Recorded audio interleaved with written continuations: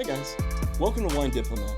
I'm Eureka, and today we are going to talk about a question that got asked in the comments of a previous video, and I figured it was time to really talk about that a little bit more in depth. So before we get into it, one thing you can do is hit that like button, hit that subscribe button, and then you'll get content every single week as soon as we post it here at Wine Diplomat. So let's get into this. We're going to get a little educational today, and we're going to talk about chilling wines.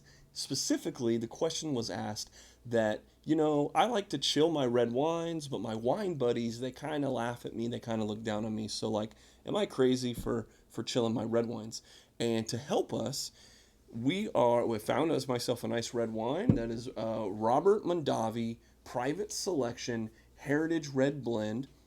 And this is a good wine that I think will allow us to kind of see the taste profile on red wines that I think are excellent to be chilled. But in reality, like all these questions, this one is one that depends on you, man. It's personal preference. Wine is whatever you like it to be. So if you happen to like your red wine chilled, by all means. I know people that like white wine a little more on the room temperature side. So whatever you want to do, it's really up to you. But let's get into kind of what's the most generally accepted ranges of coldness in wine. And first, we'll talk about kind of why. Why do we even chill wine in the first place? So I poured myself a little bit of this Robert Mondavi, and it's a wine that it's just a fresh and fruit forward wine, very easy drinking. There's not a lot of tannins or those things that are like the harsh kind of astringent things in the background, or they add those little flavors and textures of like the wood flavors and the tobacco flavors and the things like that. This this really doesn't have a lot of that. It's like bold, very bold cherries and I mean just almost leaping out of the glass at you. Mm.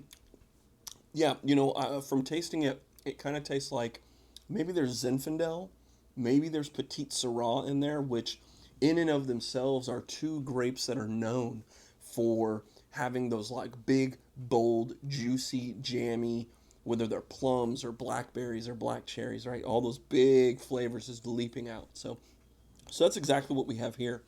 And one thing that's nice is I'll bring this back on this camera here, is that on here there's actually a food pairing, right? There's actually a little bit that'll tell you like um, it'll smell like strawberries and vanilla, and it's gonna with chocolate, and so anytime those things like you hear like creamy, vanilla, chocolatey in a red wine, or like on the back here, it literally says you could pair this with barbecue sauce or pastas and stuff like that. But if it's telling you it can go well with pizza, it goes well with barbecue, right? Think about those sauces. You might have that red sauce or that barbecue sauce. There's gonna be a little bit of sweetness most of the time in those things. So a wine like this isn't intended to contrast with those flavors. It's meant to kind of be additive. To complement those flavors by maybe a little bit more sugar in there, maybe a little bit more fruitiness and less tannins. So, well, yeah, buddy, if it's smooth and it's rich in flavor, maybe a little bit of sweetness to it. Yeah, I would take a little bit of just that little bit of chilling it is going to send it over the top for a wine like that. But overall, what we're really looking for is temperature will have a profound effect on the perceived acidity, the tannin level, the amount of sugar, and especially if you have like a bubbly wine, right, like a sparkly wine, temperature will affect the intensity of all those things. For instance, with a sparkling wine, if it's too warm, those bubbles are going to go away really quickly. Where if it's a nice chilled wine, you're going to have a nice stream of bubbles, and that's part of the experience of drinking a champagne or a sparkling wine like that. So overall, though, we want to find where you like your wine, right? If the wine is too hot, it might actually be flabby. It's just kind of like overbearing, and the alcohol might be too much, and it's just like there's no real harmony because like it's just so loud and boisterous. But on conversely, if your wine is too cold, it might taste like nothing. It might be dull. It might be boring. And like we've all had that experience, I think, where you go to a restaurant and they serve you like a Sauvignon Blanc or a Chardonnay or a Pinot Grigio. It is very susceptible to, if you're in the wrong restaurant and the waiter doesn't know what he's doing or whatever, they just pulled the wine right out of the cooler, throw it in a glass, and hand it to you, and it just like tastes like water. It tastes like nothing, and only until you're able to kind of get that liquid up to room temperature or close to it or out of this ice cold range, you start to get the aromas and the flavors that you were expecting out of the wine, right? So not too cold, not too hot. You kind of want to find your happy space, right? Conventional wisdom kind of tells us that like red wines should be served at room temperature, but like I live in Florida, I live in Tampa, the city of champions, and here it's hot in the summers, especially. It's hot all the time. So if I'm drinking a red wine that's at 72, 73 degrees, it might not be that all refreshing. It's just kind of like, oh, this is an alcoholic acidic nightmare, right? But a little bit of chilling, a little bit of that can kind of help round out those flavors and take away some of that edge. And so then it becomes just a harmonious, amazing thing to drink, right? So let's get into it. I'll pull over here on this side here. Let's get into kind of what are the acceptable ranges when we're serving different wines. So the first thing we'll talk about is in that 40 degree to 50 degree range. This is where I would have my sparkling wines, your Prosecco, your Champagne, your Franciacorta, right? Your Cremant de Bourgogne, right? All of those are wines that we want to keep those bubbles in the glass. We want to uh, be able to experience all those flavors, but with sparkling wine, almost as cold as you can bear it will work out for these sparkling wines. Just a little bit, just a little bit warmer than that, in that 45 to 50 degree range. This is where I would put those light whites, the Sauvignon Blancs, the unoaked Chardonnays, the a lot of the Italian white wine. Those are the kind of things that are going to do really well in that kind of 50 degree, maybe a little colder range. Up from there in the 50 degree to 55 degree range, this is where my more medium bodied white wines, my oaky, buttery Chardonnays like from Carneros or other places in California, the these kind of Viognier, which is a little more medium to full bodied, like these are wines that I would have just a little bit warmer than I would do the other ones that are more light bodied. And I think you're going to have a good time there. Up from there now we're getting into our medium, light to medium reds in that 55 to 60 degree range. This is where I'm talking about like Beaujolais. Oh man, Beaujolais is like, now even when I think about it, that's a perfect example of a wine that could do really well with just with a nice 10 degrees lower than room temperature. So there's a lot that you can do. You're also thinking about maybe your California red blends like this Mondavi that we're doing here, or any other like uh, California red blends, Zinfandels, Petit Syrahs. They might have a little bit more alcohol in them, but because of their fruitiness and profile, they're going to do well in this range. Just a little bit warmer than that, though, in that kind of 60 to 65 degree range. This is where I'm talking about full bodied reds, right? It's a little bit colder than room temperature, but Cabernet, Merlot, Bordeaux blends, Tempranillos from Spain, things like that, Barolos, Barbarescos from Italy, all of these like really massive red wines. Give it a shot. Do a little bit of chilling, just a little bit of that might help out round out those like harsher tannins you might get with French or Italian wines.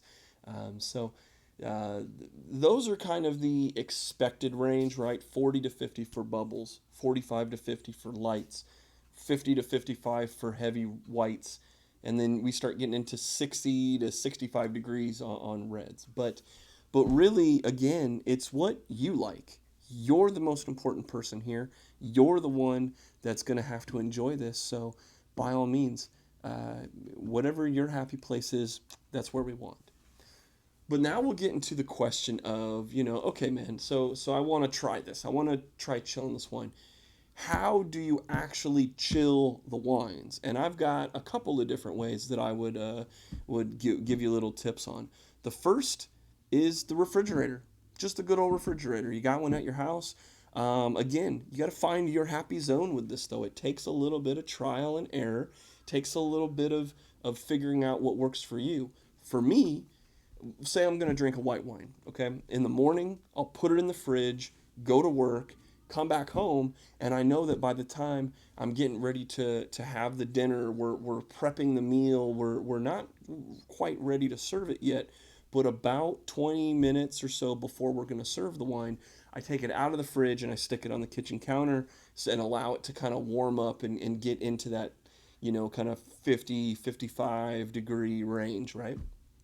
The On the flip side, though, if I'm going to have a red wine, I come home from work, I figure out what wine we're going to drink, and then I put it in the fridge for about 20 to 30 minutes.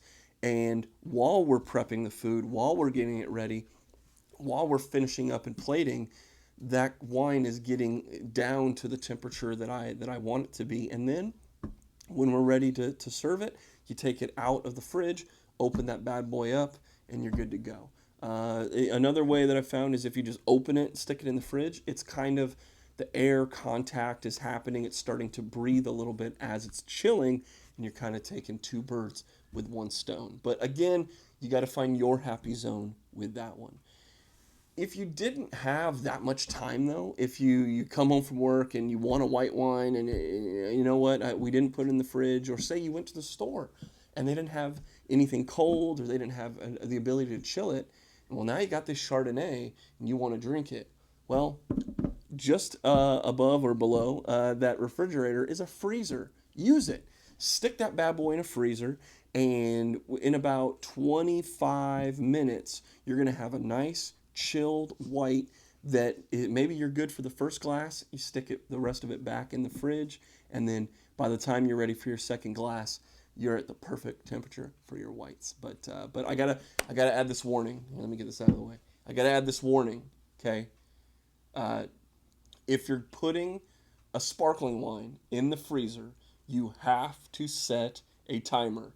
Yes, it will explode if it's in there too long. Yes, this has happened to me before, and it is embarrassing and is scary when you hear an explosion sound out of the other room in your kitchen. And not only does it scare you, but now you have a nice sticky mess to clean up in your freezer. So again, if you're putting a prosecco, a Franciacorta, champagne, anything with bubbles in it, it will explode if it's in the freezer for too long. So what are we really looking here? We're looking for maybe 20 to 25 minutes, and then you will have a nice sparkling wine. But again, make sure you set a timer. I wanted to make sure I said that 3 times, okay? But 20, 25 minutes, you should have ready to go sparkling wines for everyone to enjoy, okay? But there's one other way that if you didn't have time to plan and you got home and you still need this thing to be ready to go, or say in the middle of the night you're drinking a couple wines and a couple more people come over and they brought a bottle of white wine, and it's like, hey, the party is continuing to go, but we want this now. Well, there's a trick that I've picked up through working in wine bars and working in wine shops over the years, and that's the ice bucket method. So what you do is you get yourself a nice container, a nice ice bucket. You take your bottle of wine, stick that bad boy in there, you fill up to ice, and then you use water. And you make sure you have water that's surrounding the majority of your bottle here. So that water and that ice is going to be in there surrounding the bottle and cooling it even faster. The pro tip on top of that even is if you add salt into, not like margarita salt, but if you salt that ice bucket down, that the temperature of that wine is going to just decrease even faster. So that's a little trick. That's a little trick that I've picked up over the years from some very smart waiters, waitresses, and sommeliers. That ice bucket, ice water, maybe a little bit of salt, and when it's sitting there, maybe you're rotating the bottle in the bucket, and within 10 to 15 minutes, you went from a room temperature bottle to a ready to serve white wine. That's phenomenal. Two other ways, now that I'm thinking about it, two other ways that I've been asked about chilling a wine. Let's talk about ice cubes, okay?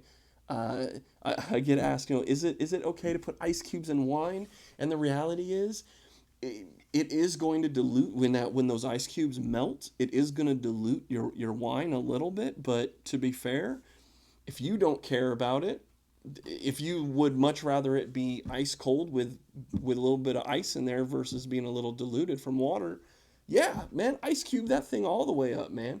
Whatever you enjoy, however you enjoy this wine, that's all that matters. So put ice cubes in your glass. My aunt would do that with Moscatos and White Zinfandels, sure, but you know what? Hey, man, now that I'm thinking about it, it's like if you had a room temperature red and maybe you had some ability to throw some ice cubes in it real quick to kind of maybe soften it with that water, but also bring it down to the right temperature immediately. Why not, man? Be smart, okay? But one last little trick, and this is something my wife loves to do, and that's actually freeze grapes, right? I'll put a little video in here. You take maybe a white wine or sparkling wine and you freeze some grapes overnight, and then you drop them in there, and not only does it chill your wine and keep it cold, but you got a tasty little treat when you're done drinking it. So, I mean, come on, again, it's all about enjoyment. It's all about having fun. And that's really what it's all about. So the last thing that we'll say here was we appreciate you taking time to read this. And what are your thoughts? What are your thoughts? Throw it in the comments. I'd like to hear what you guys have to say. Do you like to chill your red wines? Do you like to maybe drink your white wines a little warmer than usual? And are there any other tips or tricks that you have found that help you chill a wine into that perfect temperature that you love? Share that in the comments. The last thing I'll ask you to is hit that little like button, hit that subscribe button, and that way every single week you will get a brand new wine video from us here at the Wine Diplomat. So as we enjoy the rest of this wine, we say thank you from all of us here at Wine Diplomat. We appreciate your time, and we can't wait to see you again. Cheers.